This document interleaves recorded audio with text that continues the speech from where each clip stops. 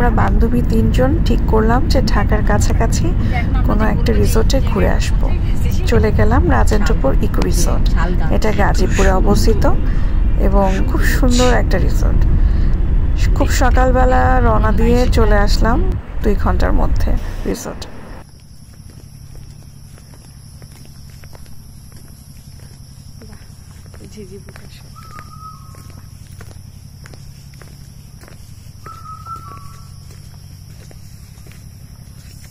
এখন দেখো সাপ আছে জঙ্গল থেকে।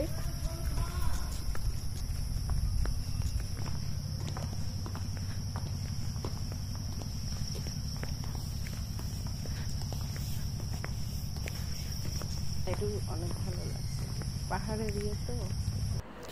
রিসোর্টের চতুর্দিকে মোটামুটিভাবে একটু হেঁটে হেঁটে ঘুরে দেখলাম, বেশ ভালোই বড়। তারপরে আমাদের একটা ফ্রেশ হওয়ার জন্য রিসোর্ট থেকে রুম দেওয়া হয়, যেখানে আমরা একটু ফ্রেশ হই, একটু ড্রেস চেঞ্জ করি এবং রুমটা দেখলাম বেশ ভালোই বড়। ব্যালকনি থেকে ভিউটাও দেখতে জোস লাগছিল। মনে হচ্ছিল যে একটা রাত এখানে থাকতে পারলে আরও অনেক বেশি মজা হতো। তো আমরা রিসোর্টে এসে ফ্রেশ হয়ে বের হয়ে গেলাম, আবার হেঁটে হেঁটে এগোচ্ছি। ততক্ষণে মনে হচ্ছে যে খুব ক্ষুধা পেয়েছে। সকালে ব্রেকফাস্টটা করা হয়নি, তো আমরা ব্রেকফাস্ট করতে বের হয়ে গেলাম। হাঁটতে হাঁটতে দেখছিলাম যে চতুর্দিকে বিভিন্ন ছোট বড় বিল্ডিং এবং প্রত্যেকটা বিল্ডিংয়েই হচ্ছে রুম, হোটেল রুমের মতো, যেখানে গেস্টরা থাকবে। তো অসাধারণ লাগছিল প্রত্যেকটা ভিউ, চতুর্দিকে সবুজ গাছগাছালি। মনে হচ্ছিল যে এই সময়টা যেন না শেষ হয়।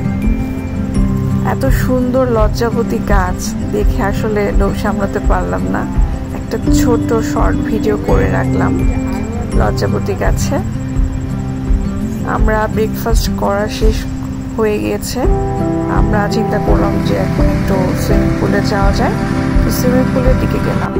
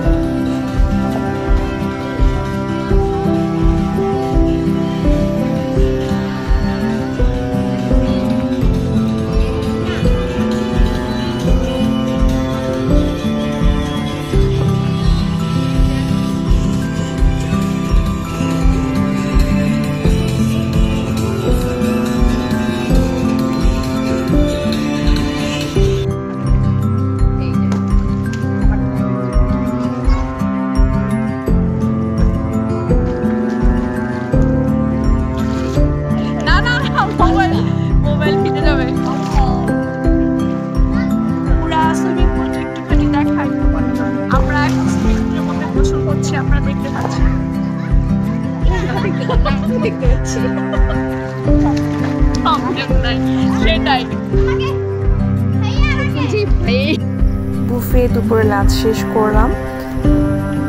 আস্তে আস্তে প্রায় বিকেল শেষ হয়ে সন্ধ্যার দিকে এগোচ্ছে।